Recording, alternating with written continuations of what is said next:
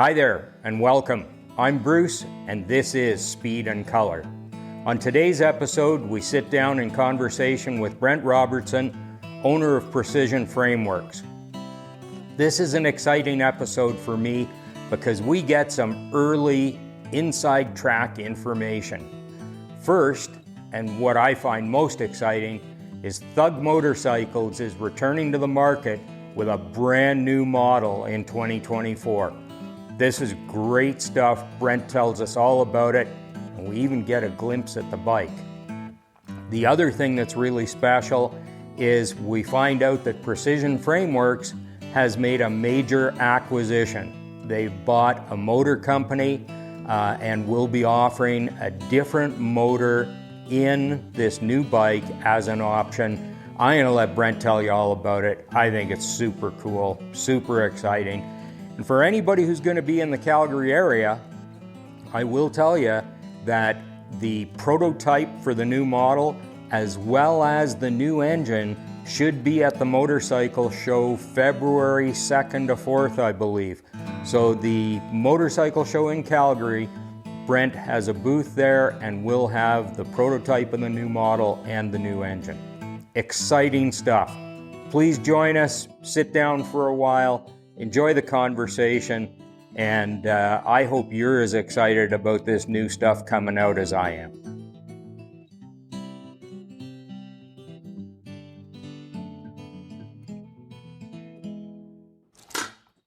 All right, you guys ready? Ready. Here we are. We're at Precision Frameworx today, or PFX as it's known, and I am happy to introduce our guest, who I have a lot of respect for. Very cool guy, has done a lot in this industry. A real thinker. I think he's a pretty cool guy. Brent Robertson. Bruce, hello. How are you? I'll give you that $50 later. Thanks. There you go. Yeah. All right, and of course we got Mac Manning with us. Hello. Thank you for having me again.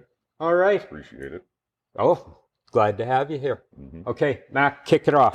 All right. Brent, thank you very much for joining us today. We're looking forward to having you on the show. Realistically, where we're going to start off first is, I think, where they all should start off. And like, when you were younger, where did the passion start? Where did it grow from, and what did it lead into as of right now? Yeah, well, thanks guys for coming today too. I don't know, where did the passion start? Well, grew up in a small town in Manitoba, population 7,000 people, 48 Harleys and 7,000 people. Only child, so pretty well my brothers were my dad's buddies that had bikes, and my first motorcycle, I think, was a piece of junk 650 Yamaha, but I loved it. Bought it without my parents knowing, and of course they got pissed off. And during high school, I was in auto body, and so I was able to customize it, play with airbrushing, and I think that's where it started. It really did with that piece of shit bike. And then I bought a Virago off one of my teachers, and I bought my first Harley when I was 17, and yeah, that's where it started, man. That was it. And today, I don't know, 1,000 bikes later, I don't know what the numbers are, but yeah, it moved out from a place that wasn't going nowhere. It's if you smoked dope and drank, then perfect. And you want to go quadding and fishing all the time, great. And not leave the province, that's great. But I seen a bigger future than that, and I wanted more, and I wanted more. And so, yeah, I graduated high school, gave my boss my 7-day notice, and which was only pumping gas, so it wasn't like life-threatening. And I came out here on my I think it was a 1982 FXE with $600 cash, and that's all the money I had in the world. Holy. And I came out here and just did my thing, and I started working at a shop like for free after hours just to get the knowledge, because that wasn't available to me back home. Even though, my Harley, in auto body, I cut the fender, I split it, I made it into it was a narrow glide with a long ducktail front. And another funny story, auto body, I painted it House of Colors Oriental Blue. I got my teacher to stay late we finished it on Friday night, and me and a couple of my dad's friends, we put it together. We were done about 4 a.m, and we rode to northern Manitoba, the Paw, and for Ride for Sight. And when on the ride there, all the mosquitoes and the bugs stuck to the paint because it was still fresh. No. So earlier on in life, I knew I wanted more. And bikes, I love bikes. I just love them. And, this year's our 25th anniversary. And have I been killing it? No. Have I been killing myself? Probably. But I still love it. That's the passion, and I still like it. My wife thinks I should get a different job, less stress and stuff, but it's good stress, and I like it. Mm-hmm. So they all think that, by the way. Do they? Yeah, they do. Okay. All right. I think they might be right. And see, the way I work, that was a great story, but the one word that I caught there was airbrushing.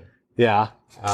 I haven't seen that side of you. No. A little bit of airbrushing in your past? No. So if you would have seen my airbrushing, you would not ask me. I know that's why you're not doing it now. Yeah. Okay. Mac, you're covered in tattoos. My first tattoos were Indian ink in art school with needles and thread. And so my airbrushing looked the same. So no, never did it. Just played, and it was, it just because it wasn't available, and I just wanted something different, and I've never done it again. There's people that are good at what they do. I think I'm good at what I do, and so I don't tattoo myself either. So we're good. Good stuff. Good stuff. Well, it does sound like you've built yourself up from realistically the ground up, and in all honesty, that's something for a lot of people to look up to.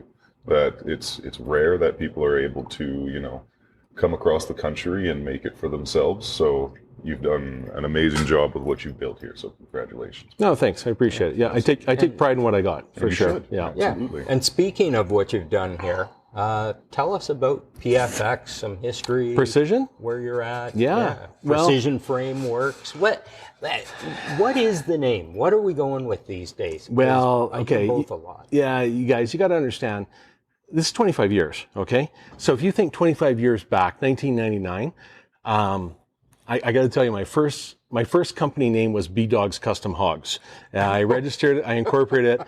From driving from registries back to my house, I realized I'm not going to go anywhere with B-Dogs Custom Hogs. That would just be a strip mall shop. And the next day I changed it to Precision Frameworx Inc. Back in the start, there was a company in Red Deer called Triple E Manufacturing. They were around from the 90s, and frame building really wasn't popular. Was it not popular? You had I think it was Daytech. I think it was Triple E. Triple E was our Canada guys. Rolling Thunder, I don't think was started yet, and so a lot of the bike builders or say the bike enthusiasts were taking their bike and they were cutting raking the frame out, cutting the neck, raking it out, and that's about it. So then Triple E was building these frames that, you could have the Dyna, the Softail, the Bagger, the touring model, the FXR, and you could do your configuration of your different rake and stuff. Unfortunately, they closed down, went out of business. A person I knew bought most of the jigs at the auction. And then this is where Precision started. And so, I was working at I was working at a shop called the Chop Shop. Before that, it was called Stroker Speed. And Murray was a great mentor at that time. A little bit rough around the edges, probably still today. But, you got to think, I was 18 years old. I was 19 years old, and I came from a big city, and this was it. And so I learned a lot from Murray and working on the bikes and the drag bikes and stuff like that. And then a couple of years later, this opportunity came that I could acquire these frame jigs. And I'm not a welder, guys. I am not a welder, but I have a vision. And back then, XL Cycles was just coming out with the 15-inch 230 tire. Who else? Pat Kennedy was coming out with the multi-spoke 200 tire. So the 200 tire was the shit back then. And I could see that, you're reading the magazines, Easy Riders, In the Wind, the Horse, all that stuff. And so I had this opportunity to purchase these jigs, and I did. I was still working full-time as a construction manager, at 19 years old, maybe 20, who knows how old I was then. I just started my family. We had our first daughter, my wife, we had our house, and I was working all day, and I hired this welder. I'd have to pick him up at 5:30, 6 o'clock at night. We'd go home. My wife would feed us. He didn't have a license. That's why I'd pick him up. We'd go in the garage maybe around 7 o'clock, 7:30, and then we'd start building frames in this, the double wide garage. And I'd take him home at 11 o'clock at night and start my day again at 5:30, 6 o'clock in the morning, and just repeat itself. I did that for about a year, and we were selling frames, and that's where the name came from, Precision Frameworx. That was my whole goal, or not purpose, but like goal, was to do these frames, do these radical frames, personalize it, make it custom, make it unique. And, so I want to say like probably around like early 2000s, it's starting to become very popular. Early 2000s, now we're getting the TV shows.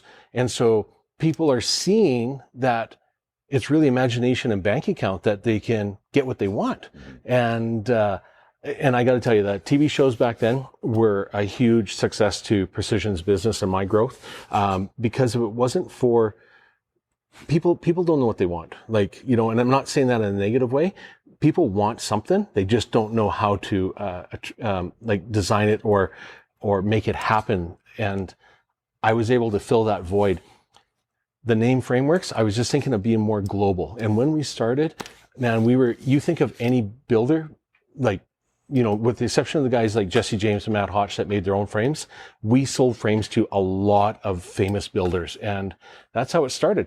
And then when we're building the frames, well, now we got to R&D them. We got to make sure that 240 is going to fit. Oh, the 250. Oh my God, they came up with a 260 now. That was stupid. And let's go the 280 and the 300. So every bike, all of a sudden we started or every frame, we almost had to R&D it and we had to build it. So then locally, I was becoming the custom builder. And, the old shop was, when I finally moved out of the garage and took the leap, quit my job, moved into a shop, hired a couple of guys. It was, I think it was about 3,500 square foot shop. And we had 5 full-time welders. I had a parts guy. The room that we're in right now was our showroom. And, it was a fun time. It was a great time. I was young. I was energetic. My team was young. Everyone was all hyped. You go to the nightclubs, you go to wherever, and they're allowing us to bring the bikes in and do burnouts and stuff like that. And it just grew from there. Like it was great. So then, it was going so much, like 5 custom bikes a month. We had airbrushers. Blake at Cross-Eyed was pretty well our go-to guy.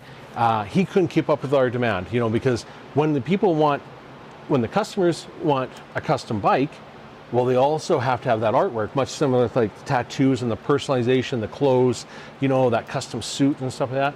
The airbrushing, Blake couldn't keep up with us, and we were building like so much and so fast. It was really great. Companies like Ultima, PM, we were a gold dealer for them, so that means we had $100,000 worth of stock at all times. Ultima was giving me 5 motors a month on credit because they knew I would sell them. Metzler was stocking us with 20 240, and then the 280s came out. We had just stacks of tires here because we were going through them so fast. It was a great time, and it flew by so fast. I wish I would have saved some money, but yeah, for sure. Are you still in touch with Blake? No, I haven't talked to Blake for a couple of years. His apprentice was Dave Baxter, Monkey Shine Airbrine.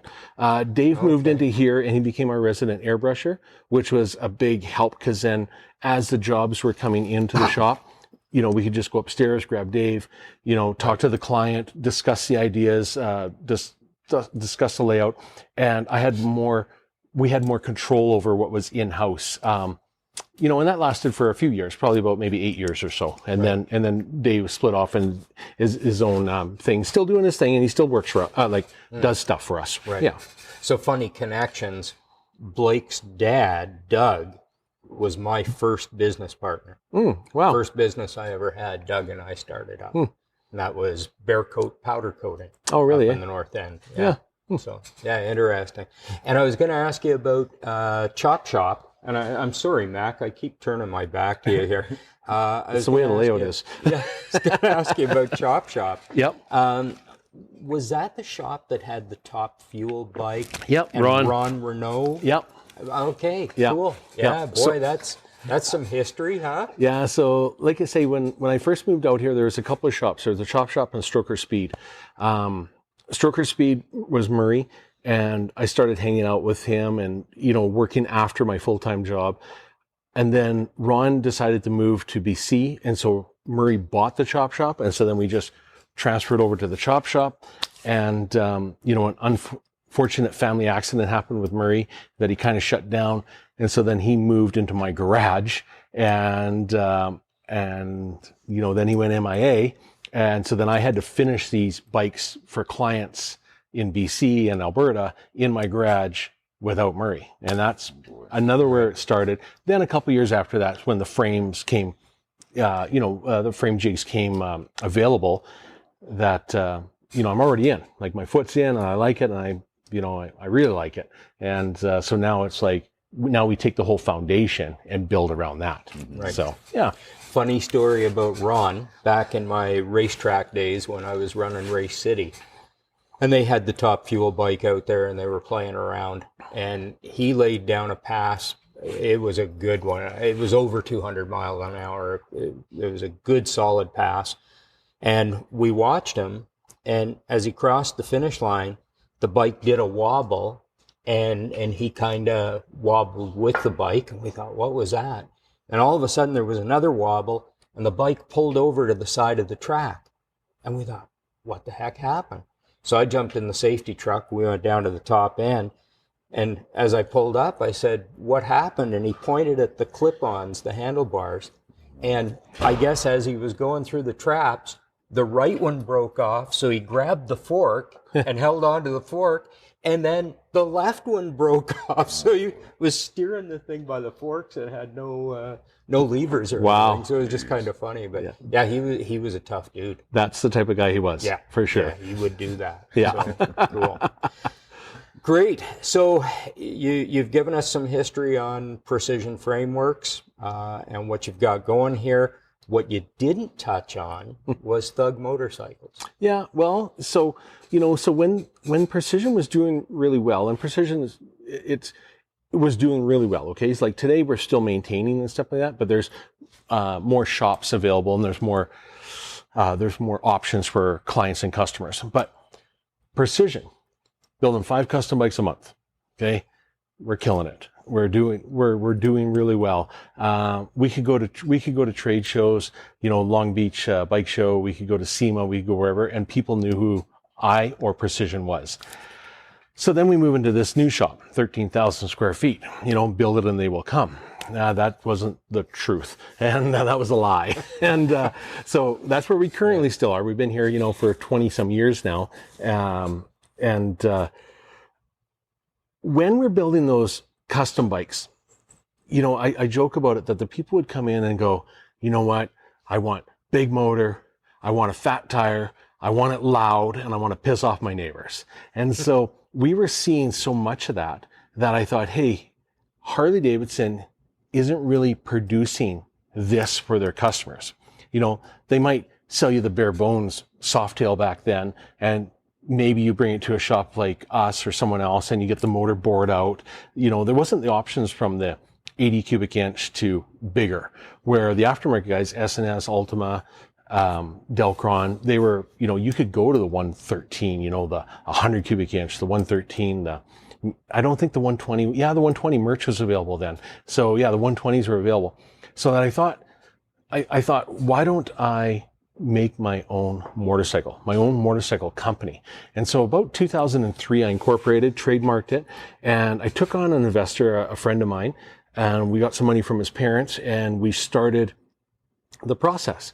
And so in the beginning, it was an R&D process. We build a couple bikes. Well, they sold because we were already selling 5 custom bikes. So now we have a Thug motorcycle entry level at $29,000 Canadian, with a 113 cubic inch motor and a 240 rear tire. It's kind of a no-brainer, right? But, you didn't really get to pick the PM hand controls. We used Mark from HHI because that was our go-to of DOT standard. A couple of years went by, sold a couple of prototypes. Then I took on a couple more investors and we went full on and we designed the bike for the EPA testing, the brake testing, the fuel testing, the testing is unbelievable. I did pull out the book here. So I looked at this today, and it was 2007 when we got our full 17-digit national safety mark and our DOT status on the Thug. So, Wow. Yeah. So $1 million later, the only guy in Canada with that status, and we sold 38 bikes. So we didn't make our money back yet. But that's where Thug started, just because the custom bikes, people were coming in with the same thing. I want this, I want this, I want this. We tried to put it together as a package to have on the floor. And the big picture was to have dealers set up. Well, during that time, it was GE Capital was kind of the funding driving force behind like floor planning. The problem was they needed that surety, that bond for every dealer that got set up. And GE had, American Iron Horse, Titan, Big Dog. They were financing all those aftermarket, all the power sports. And so they could call the shots. And so they were asking me for $1 million bond for every dealer I set up. Impossible. Couldn't do it. Right. Couldn't do it. We set up a guy I know back in Manitoba, Country Boy Choppers. We set up a guy in Kelowna. Those guys, they paid without financing. That was great. We cut back our minimum buy-in order to only 2 bikes just so I could get the word out there. But unfortunately, it just didn't, I didn't have the push. I didn't have a manager. I didn't have a marketing team. It was all organic growth. And really, I'm cleaning the bathrooms and I'm picking up crap at Costco. And so I don't got time to do that because I'm taking care of the staff here. We are moving ahead though. I have taken on a new partner now, and we are going to try to push the Thug again and with a new model. And that is what the hope is for retirement, maybe. I don't know. But it's the new driving passion for sure. I was hoping you were going to say it was a new model. It is. Yeah, it is a new model. The Softail Pro Street and the Chopper Pro Street, or the Chopper, maybe the waves of trends will come back. I don't know. Right. I'm ready to rock with them. I've got it all figured out. But kind of died down, 2010. Kind of died down 2010. 2012, we're still producing quite a few. 14, they definitely died down for sure. So when did you produce the last Thug motorcycle? I would have to say the last Thug with a 17-digit VIN number, I would have to say that probably the last one we did was probably 2012. Okay. Yeah, I think so. And as I understand it, you remain today the only official motorcycle manufacturer in Canada. You're the only guy with that certification or approval? Yeah, when you go into Transport Canada's website, there's a list of people on that site. Suzuki's one of them. I don't consider myself the same as Suzuki. Harley Davidson's on that list. Once again, I'm not the same as that. There's Havoc Motorcycles in New Brunswick. Havoc, I can't think of his name right now. Sorry about that. But he's bringing the bikes up from the States and then getting them certified. We're building our own frames. We're building our own components. I consider myself a manufacturer. I'm not a DOT assembler, right? Like we're putting the effort in to when the bike sells that, there's components that fit. We got components on the wall to replace something. If there's a damage or a warranty issue. I don't think I'm like that. So when you say that, Bruce, I feel that I am still the only DOT motorcycle manufacturer in Canada. That's what I feel. Yeah, and I stand behind that. Great. Yeah. Do you want to tell us anything about what's behind us here? Yeah. So, guys, this model behind us is the Thug FXR. So it's, you see a lot of popularity lately. Social media has been great. For everything. It exposes so much to the world. Everyone's Instagram, TikTok, whatever. Twitter, maybe not so much. I'm not on Twitter. I don't know. But because of social media, we got a lot of young kids now that are stunting and doing the stunts, the wheelies and stuff like that. And that's great because that builds up the hype that people locally, like we're in winter right now, but California, Arizona, Southern, it might be cold there, but it's still riding weather for those guys. But with that popularity about, the stunting and the having fun and the partying and stuff like that, a lot of these young, and not all of them are young, I'm just saying younger than me, they're doing the Dynas and they're doing the FXRs. Well, Harley Davidson has quit making the FXR in 94. They came out with limited edition in 2000. So the FXRs are becoming very popular because of the rake and because of the short wheelbase on them. They're very easy to maneuver. They're very easy to, manhandle around, nimble, and they're easy for stunting. So the FXRs, from a bike that was $4,000 before, is now 7 to 15 to 20 to 30 grand because of what the components are on it, and they're becoming very popular. So my partner and I, we've decided that we're going to take the new M8 platform, which Harley came out with in 2017. Water-cooled heads, or oil-cooled heads, just a better component, less moving parts in it, and it's the new drivetrain. So we're taking that new drivetrain, and from a touring model bike, which is a short drivetrain compared to a Softail or a Dyna, and we're putting it into our own FXR frame. With this one that you see behind us is totally a prototype. We're hoping to have it to market by next year, but it is not the final issue or the final model. Definitely playing along the way. We're looking at doing our own shifters or swing arms here. The gas tank, we're making our own gas tanks. So yes, this is a model that is coming to life, but it's not born yet. But it's still in the R&D stage. But I'm excited for it. I hope that the trend keeps going for a little bit because we're going to have a lot of money invested in this. We're going to re-DOT this new the prototype once we're all done. Chances are they're going to come with a 135 motor. They're going to still have the 6-speed tranny, mid controls, billet swing arm.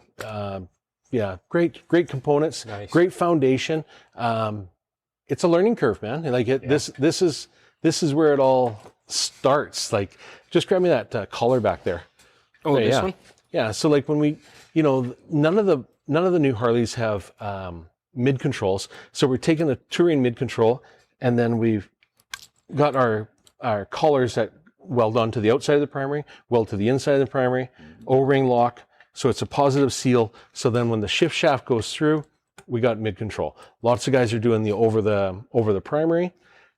It's fine. We can buy PM, we can buy HHI, Dominator, any of those ones, and put it on. We just have to have more things that are unique to us and but wants the customer to buy from us, because we're not assembling. We're building, we're designing, and we're making it function. So, yeah. Frame looks great.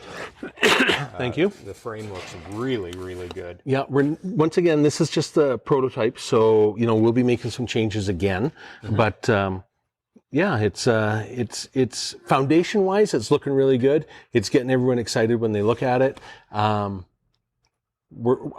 say we're far away from it. But we're close. It's like looking for a light switch in the dark. You could be 2 inches away or 2 feet away. We're close. Cool. Time-wise? Well, the plan is with my my partner is that we hope to have this ready for DOT come spring 2024. And when it goes for DOT 2024, since I've done all the work in the past, I know what's involved with that. As soon as we get our 17 digit, we'll probably have 10 of them available right away by summer of 2024. Nice. Just because all the R&D is done now, right? Like I'm stocking up on parts, I'm stocking up on components. I don't feel, because I went down this road before, that I'm going to have too many challenges or changes. I feel I'm good. We're still going with HHI brake. Mark over at Hog Halters has been a huge supporter of mine, and every chance that I get, I buy off of him. So we're still using those components, 6-piston dual disc front, 4-piston direct rear. So the braking's always the biggest thing. The braking's the biggest hurdle in a DOT testing. They do it wet, they do it dry, they take it to an airstrip, they check it out. And so if that's my biggest hurdle and I got HHI behind me, I'm good. I feel my biggest hurdle's no problem. It's all the small shit. Good stuff. Yeah. Very good. That's awesome. I mean, like, I know this might rack your brain a little bit to ask you this question, considering, you know, you've started multiple businesses, you've grown yourself up to what you are today. But if you were to give me a number, what do you think that number would be to how many bikes you've actually built? You know what, Max? So a couple of people ask me that, so I keep a tally. I keep the lines on the wall like prison. And so when I say I personally, I mean Precision. Mm-hmm. So Precision has built to this day 387 custom bikes, not modifications, not anything that's like full on ground customs. So, and that's not VIN numbers, because here in Alberta, when you build a custom bike, you have to get it what's called, Alberta assigned VIN number. So out of those 387, Alberta assigned. So home built, custom built, whatever that label is. But yes, Mac, 387. Wow. Yeah. That's amazing. Like that's a huge feat to like kind of just live up to, you know, like it's amazing. So good for you, Brent. Yeah, well, it's been 25 years, man. So, it's long hours and it's a good team. Right now we got a staff of 9, which is good. I always think could be better, but it's okay. We're good. I'm happy and we're good. That's awesome. So out of those 300 and something motorcycles that you built, what's your favorite? What's the number one for Brent? Yeah, you know what, buddy? When I'm building them, they're all good. Yeah. I've been asked this question before and I stick to this answer, okay? My next one's always my best one, right? I have done some bikes that I look back in time that I really liked and I really enjoy. And I love it. My customers still have them and they enjoy them, and that's great. But there's only been a couple that have really sparked me where I wish I still had it, but I know I can build it. Yes, so I always say, my next one. We're doing a great little shovel head bobber right now. That one's turning out really good. But it's not mine. It's the customers. From what I can see, and just from this short conversation that we've had, you are following trends. You're finding them as they circle their way back around. But the most important thing is you're creating your own trends. Being a trendsetter is unique in its own right. And yes, you're kind of aligning yourself with modern trends today, but you're the one that's growing that trend. So I think that's an amazing thing that you've done. Yeah, thanks, Mac. You know what? I don't think of that personally, because I'm not a real innovator. I look at things like the bikes and stuff, and I go, no, we can do this better, and we can do this better. And there is lots of guys out there, and social media definitely helps me as well too. Instagram, and I'm getting ideas. So I'm stealing some ideas from other people and trying to make them twist them our own. Every year I go to the Moon Ice show in Japan. Those guys, I tell you, when you want to talk about innovation and trendsetters, those guys are the shit. And every year I just get overload and I just love it. And it's just I soak up as much as I can. And it's really inspirational for sure to see those guys do the stuff. So. Harleys in Japan have really blown up in the last decade. They all have the pans, the shovels, all the old classic bikes. And like you said, they are creating it just from nothing, just like you're doing, creating cool, unique things that nobody else around the world has seen. Yeah. But do you think though, Mac, that it's because of social media that we're seeing that? Maybe they've been doing it for 20 years. That's very true. Right? That's very true. I took my daughter to Moon Eyes last year and the year before, and then she texted me yesterday and she said something to go, hey, SEMA's on. It's well, I've been doing SEMA for years, so now my daughter is following because Moon Eyes is at SEMA. Right. And so now that's exposed her. So it's exposed more people, which social media I think is great for that. You are 100% right? correct. When I first started this, and that's kind of what, irks me about people at the front counter, and the front counter is what we need to keep the day-to-day business. But when I worked the front counter at the chop shop, you would come in, we'd open up the book, I'd grab the phone and I would phone the number and I would phone Larry Preston from Preston Cycle, and he would go, yeah, I'll phone you right back. And he goes to the warehouse and grabs a ladder maybe and checks his stock, phones back and says, yeah, hey, Brent, I got it. And I go, okay, cool, I'll let you know. And I hang it up and go, yeah, hey, Mac, they got it. It's going to be 2 weeks. You want it? Yeah, okay. And then I phone back Larry, and he goes back and grabs the ladder and grabs it. It's an instant world now. Everyone has a computer in their pocket. The knowledge is there. The information is there. You know, Amazon is good and bad, but it's that people need the satisfaction to be satisfied right away. They need to know it's on its way. They need to know it's coming right now. Yeah. And so when you talk about the Japan, I have a feeling they've been doing it for a long time. We're just catching up. That's what I feel. That's what I feel. Yeah, so that's probably a very true statement. Right? They don't know what we're doing here, right? And we've been doing it for 25 years. But So yeah. So true. Very good. You've talked a couple times about trends. And I know you want this one to stick around. I do. And it seems to be pretty well embedded for right now. Yeah. But what do you see happening down the road? Where do you think it's going to go? Bruce, it's a tough question. You know, you got Revolution Magazine here, and I just flipped through this. This is a trike, 4 wheels on the back on a Dyna frame. I would not do that, but you know what? Look at it. It's cool. It's rad. It's cool. Yeah. So, you know, trends. It's a tough question, because if I knew what the trend was, I'd be building 4 or 5 of them ready to go. Right? Man, wide tires, right? Wide tires on the rear, wide tires on the front, big wheel baggers, performance baggers. Yeah. I don't know, man. Like in the 25 years I've been doing this, motorcycles in general. I don't care what you ride. You ride? That's great. You probably ride more than I do, because I'm here all the time. But I love motorcycles. And as long as we get someone that loves motorcycles, who cares?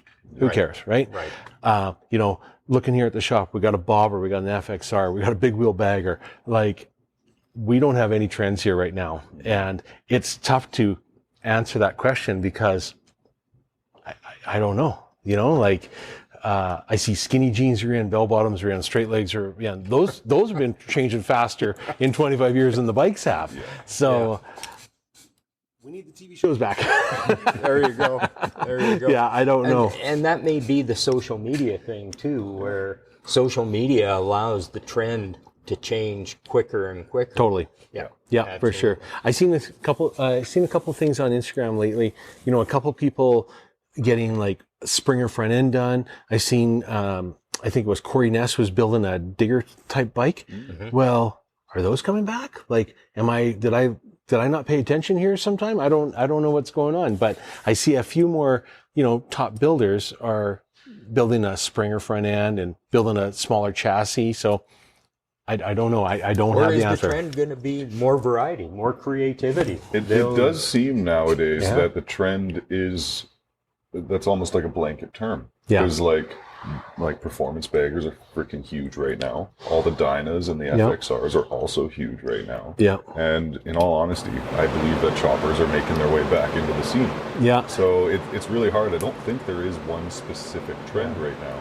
Well, but you know that you and I have that bias towards choppers. Yeah. Mac wants to believe choppers are coming back every day, right? Yeah. And so do I, because I like them. But. Well, you know, I talked to a friend customer yesterday, and he has a 2016 Road Glide, you know, Legends front and rear, you know, T-bars, you know, mid controls, like nicely done. Not performance bagger wise, but maybe local performance, but still daily rider. Mm-hmm. And he phoned me yesterday. He goes, "Hey, any choppers coming up? Let me know." And I was like, "For what?"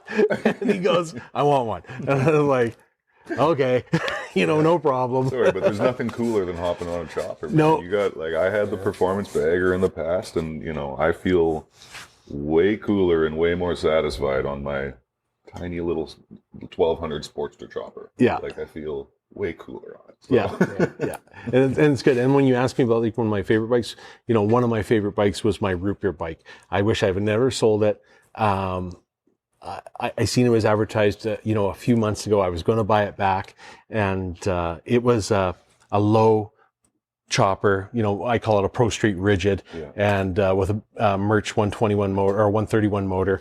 And that's one of the bikes, and it's a chopper. And if I could buy it today, if that guy calls in and says, hey, I want to sell it, I would buy it back, because it was one of my favorite bikes. And I got, 4 Road Glides right now, that are all done up with big inch motors and everything, but I would have that as my daily for sure. Yeah. I bet. Yeah. That's great.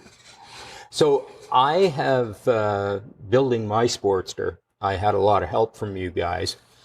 We did the bottom end on the motor here, checked it all out. It was great. Bought lots of parts, certainly with the electronics that I did and some of the innovation there. You guys were instrumental. You mentioned your team. It seems like you got a pretty good bunch here. There's some really good knowledge in this building. It is good. It is good. It is hard, finding great staff. But 25 years in business, I got good staff. I've got good stuff, right? It's just like a bike. The next guy that comes along might be great, and there might be a diamond in the rough. You never know. But yeah, Chris has been with me for 10 years now out of 25. Tim's been with me for 9. Dom's coming up 5. Jay's 3. Kyle's 3. Chris, another Chris, we call him, he just started this week. Our eBay, our online store, Dean's been with us for 3 years. So yeah, we got good support here. I got good support. Yeah, for sure. It could always be better. Sounds like you're keeping them around as well, so they're enjoying themselves. Definitely. Yeah. Great. Yeah. You know what? I really try hard not to lay anyone off in the winter. I try my best, cause we all have mortgages, me included, and we all have bills to pay. And I just try to keep everyone working. Like I try. So if I have to diversify, a couple of years ago, I had to diversify, and we started selling online, and that was buying old inventory from shops and stuff like that, or new old stock from shops. Just do what I got to do. 13,000 square feet is not cheap, and we have to just keep the doors open and keep the money rolling. Absolutely. One way or another. Absolutely. Yeah. And keeping good staff, training new people, that takes time, effort. Yeah. Keep the guys that I got, invest in them, and hopefully it pays off. 100%. I couldn't agree Well, more. and I appreciate you having the people here, the continuity, and people know what I've been doing. And, guys like Kyle, I got to admit, Kyle even took time to come over to the garage, look at the bike as it was being done, and give me his opinion. And, that kind of stuff. Nobody from Amazon has ever come over to my garage to look at my bike and give me their opinion on No, not even a thumbs up? Not even a thumbs up. Doesn't happen. Doesn't happen. No. And that's, what, Bruce, that's what a lot of people say too. Cause my wife is great. We've been married for 30 years, and, she knows how much I love work, and the day to day, 9 to 6 doesn't really happen for me. It just flies by like in a minute. And, so a couple nights a week I stay late, and there's people that say, I don't want them to count on me, but if that phone rings at 8 or 9 o'clock at night, I'll still answer it. And if you're stuck and I can answer it and I can help you and you can come in, it's fine. That's just me. That's the way it is. It's amazing. Cool. Yeah. Speaking of customers, and you mentioned Revolution magazine. Yep. It's interesting that one of your good customers, I take it, and I think a friend of yours, Kurt, is going to have his chopper featured in the magazine. He won the Outstanding Custom Harley award at a local event here. So he's going to be in Revolution magazine. It seems that this year we've done well with the magazine, and my bike was in there. That's just you though, Bruce. Yours coming up. Revolution magazine has been around for a long time, but if it wasn't for you pushing it for Western exposure, this opportunity wouldn't be here for us. So thank you. Oh, well, thank you. No, it's true. We've been in Revolution magazine before, and the covers and stuff of that. Revolution is a great Canadian publication, mostly focused to me, Ontario East. Right. So having you push for a little bit more Western exposure, great. Thank you, man. It's good. Thanks. Yeah. And if it wasn't for you, Kurt wouldn't be in the magazine. True enough. It's a matter of being part of the community. Yep. And I think, you and I are not the same vintage, but we're close. And I think there's still a demand, there's still a desire for hard copy magazines out there. You mentioned social media. Social media is wonderful and everything, but I was just listening to another podcast earlier today, and Fast Life, I'll mention him. I don't know if you check him out at all. This is my first podcast. Okay. Anyway, Jace does a podcast, and it's pretty good. But they were talking about the fact that magazines are going away and how much they miss them, and they're younger guys, younger than you and I, and they would like to see the magazine. So I think it's a great thing. I don't know how you market magazines better. I think that's part of the issue, maybe. But hey, good for us. We're getting some attention, and it's fun. And, for sure. Where do we go? You know what, Bruce? I've been doing this for so long. I would go to Max or 7-Eleven, every month, and I would grab Easy Riders, I'd grab In the Wind, I'd grab The Horse, I'd grab Hot Bike. And man, I had so much upstairs. I had a room upstairs, because if you think that, you're buying 4 magazines every month, like I had archives of like 1999 all the way up to, I think, 2000 and let's say 2009 or something like that. And we donated them to the hospice and the hospitals and stuff like that, the retirement homes and stuff like that. People were buying the magazines off me for 25 cents each and wallpapering their garage with the David Mann posters and stuff like that. I had to stop because I was buying too many magazines every month, and it was just, I'd buy them and I'd put them on the table, and, the guys take lunch and they would flip through the magazine. That's great. That's what I want, because I want those guys to get, see what's out there, right? That was our social media back then. The magazine was going that. I would have never went to Moon Ice if it wasn't for reading the Horse magazine, when they went. And in that article, that guy says, you need to check us out or check them out. I did. And I go every year now. And it's just eye-opening, right? Long Beach calendar show, same thing. Read it in a magazine, went to it. Right. So, yeah. Well, I can honestly say, speaking back on trends, like in the context of the magazine, I believe that, hard print and magazines like this will make their way back around. I don't know when that will be, but, I'm a 29-year-old guy. Social media was very prevalent for me growing up. And that kind of stuff is nostalgic in some way, shape, or form. And it's not so, like, I look at this and then it's on to the next one within a half a second.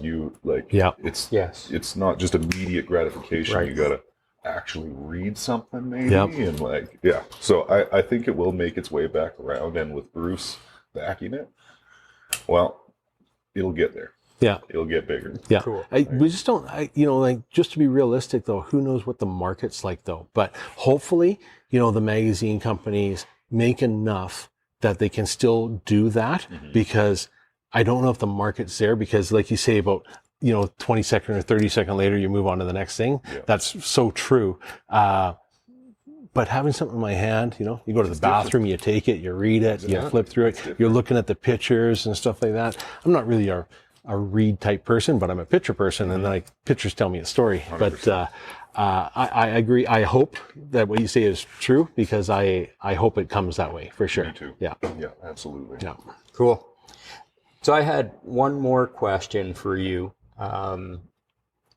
Given everything you've done, and 25 years of this, and the number of bikes and the R&D and all the stuff you've done, what's still to be accomplished? What does Brent really want to do, and when will you get to the point where you say, done? That's a tough question, I think. Well, I'm allowed to ask the odd tough one, right? Yeah. Well, what's funny? My wife and I would talk about like retiring, and to me, I think I'm going to have to retire somewhere, Asia, or somewhere Pan-Asia, somewhere over there, because my dollar will go a lot farther. Mm. When we talk about retirement, she knows that I'm not going to retire. Right? It's like I'm still going to be, I'm not going to use the word hustle, but I'm still going to be active. I'm still going to be looking. You know, I go to Asia twice a year, and I might import, you know, artificial turf. I might import hazmat bags or stuff like that. As for motorcycles, that is a tough one, because when we talk about trends, we don't know what's coming up and what's going to be next. I'm kind of interested in hydrogen. I kind of am. I don't know if it's going to get there. I don't know if it'll get there for me, because resources wise, but electric, not really doing it for me. I'm still a gas type guy, you know, combustible engine. This bike here, Bruce, and Mac, you know, I'm saying that next year we go for testing and stuff like that. I have a feeling that I'm going to have probably a life on this, probably about another 5 to 10 years. That's going to put me to 60. I think this will be it. The shop's maintaining now. The shop's doing its thing. I'm just picking and choosing the special bikes now to build. And this is the one for me now. Like this is the one that I'm holding close. I'm holding dear. I'm passionate about. I think about it 24 hours a day. I think about how we can change it, how we can make it better, how we can put it in everyone's driveway. So, yeah, I don't know. Tough question, because things change. I feel that this has got my life for the next 10 years. Right. I feel but that that's way. a great answer. I like that. I appreciate that. That's good. Yeah. And your thoughts on hydrogen? I'm with you. The electric thing is not doing it for me. Is it going to be hydrogen over electric? I don't know. That's a possibility.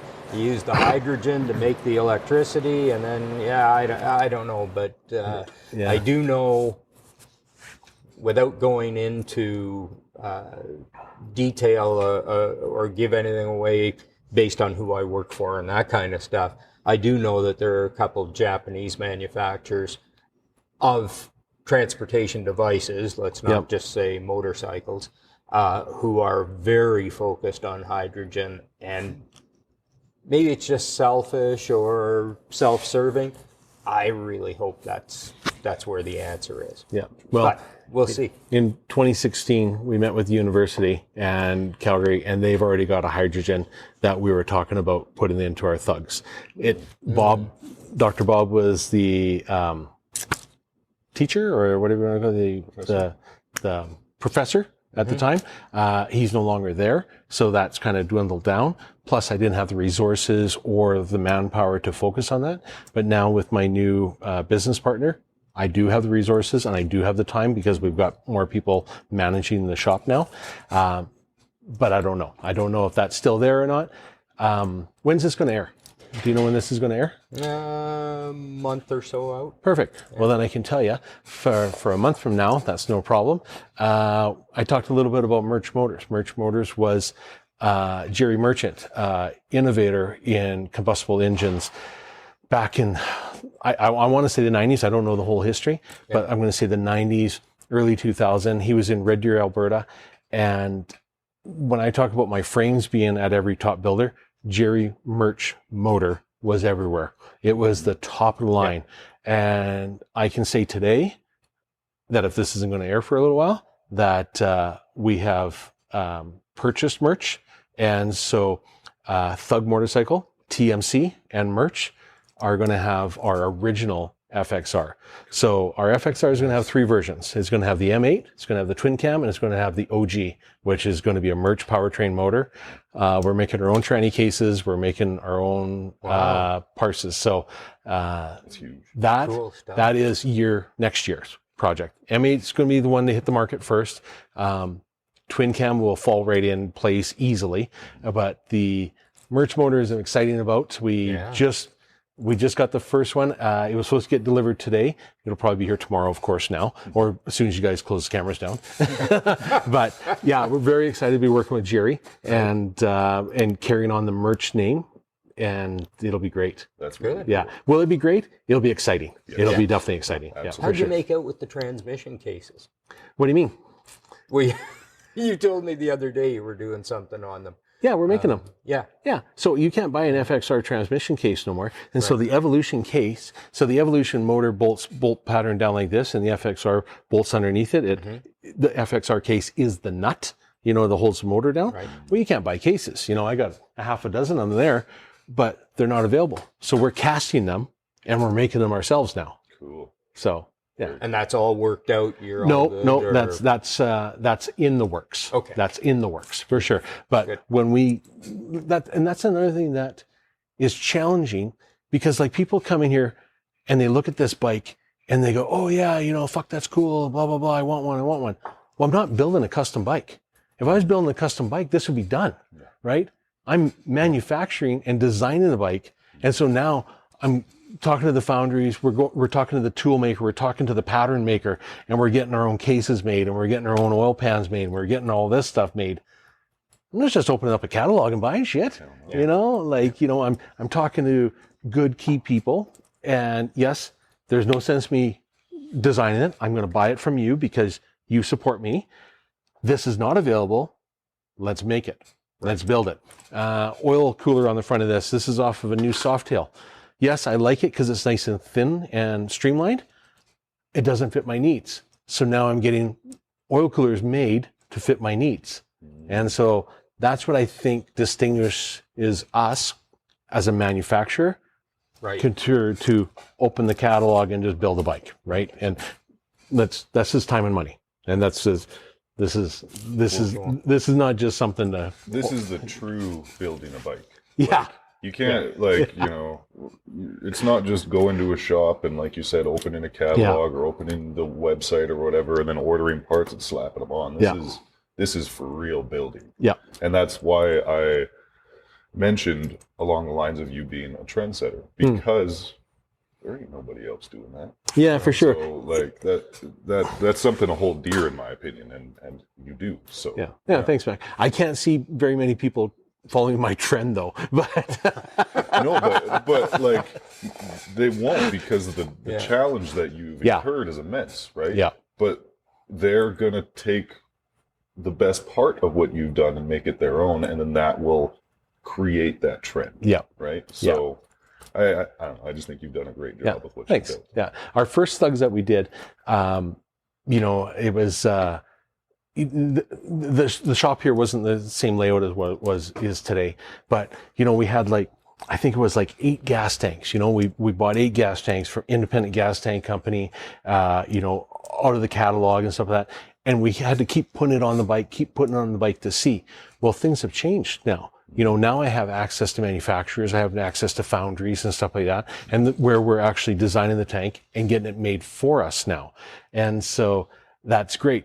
The earlier thugs, a lot of it was catalog driven or catalog, assembled sort of thing. We still made our own frame, and then we got the fenders from Russ Wermont and we trimmed them up and stuff like that.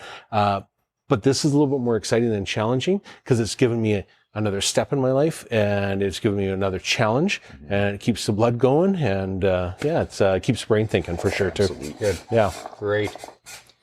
Well, Mac, what do you think? Should we throw a lightning round at Keep it nice and wrap this Keep up it and nice. call it a day? That sounds good to me. I'm just going to grab water over here while you guys are getting ready there. All right, so Brent, the lightning round is realistically just a bunch of questions, one answer. You don't have to go too much in depth. Okay. It's just a fun way to potentially end the show. Okay, I'll start. Why do you got a knife? That's no knife. Anyways, I'm the interviewer. Okay. So, all right, lightning round. Here we go. Favorite thing to eat? Oh, wait a sec. might say pass on some things too. Okay? Sure. Good food. Good food. You got it. Favorite beverage? Water. Lame. Pineapple on pizza, yes or no? Yeah. You're disappointing me here. What's with the knife? No comment. Favorite color? Blue. Blue. All right. Are any of these bikes going to come out blue? They have to. Yeah? Yeah, they have to. Black is great. You know, the Me Too movement, like I have a black Softail or a black street glide. Yeah, me too. Like it's, Exactly. no. black and gray has always been a great color, but yes, blue will be a color for sure. Cool. Boxers or briefs? I'm sorry? Boxers or briefs? Oh, boxers. Interesting. There you go. What's your favorite ride? As in road, destination, location. Not yet. Not yet? Not yet. Found it? Not No. even in Japan or anything like that? No, my daughter and I are planning to go to the Tuktoyaktuk on our dual sports. And then we booked Colombia for next year. So I'm looking forward to that. So not yet. Copy that. Electric or kicker? Electric for me. Yeah? Yeah. That's fair. Kicker's cool. I think that was my answer as well. So. Kicker's really cool, but I used to have a 103 cubic hitch. My first motorcycle, my first Harley, was Yorkton Harley Davidson's drag motor. And so it was a 103 shovel head. And when I moved out here, you know, we went to the bar, we partied, Brent's leaving, blah, blah, blah, stuff like that. My electric start crapped the bed. And so from Manitoba to here, I had to kickstart it all the way. That'd be a tough motor. That motherfucker, I tell you, that was tough. Yeah. I can imagine. So, yeah. All right, last couple of ones here. Leather, denim, or textile? For what? Like you asked me about my underwear, now what? Like, That's a good point. Not underwear. denim, for sure. Denim. Yeah. All right. Full face or 3/4? Oh, well. You see, these aren't lightning round questions. There's a scenario for everything. If you look up, I have a full face, I have a modular, and I have a pod helmet. Gotcha. When I'm overseas, it's a pod helmet on the scooter. When it's around on my dual sport, it's my modular. And when it's on my road glide, it's a full face. Purposeful. I like it. Okay. That's fair enough. Yeah. Well, that's the end of my lightning round. Oh, for today. geez, that was no problem. problem, eh? No problem. What do you got? Anything else? No, I really you appreciate wanna you guys share coming by here. This was fun. It was all good. I love talking bikes and stuff. It's all good. I like it when people are passionate about the same things that I'm interested in.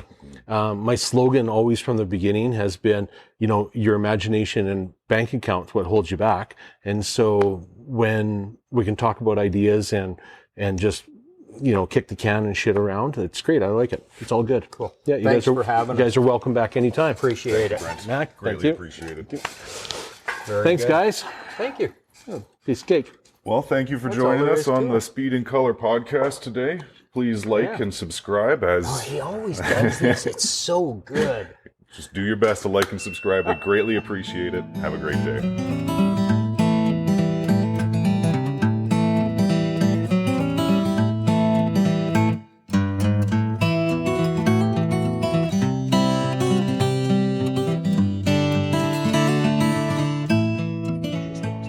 Oh, There we that was go. great. Yeah. Jeez, Mac. The fucking zinger at the end. Right?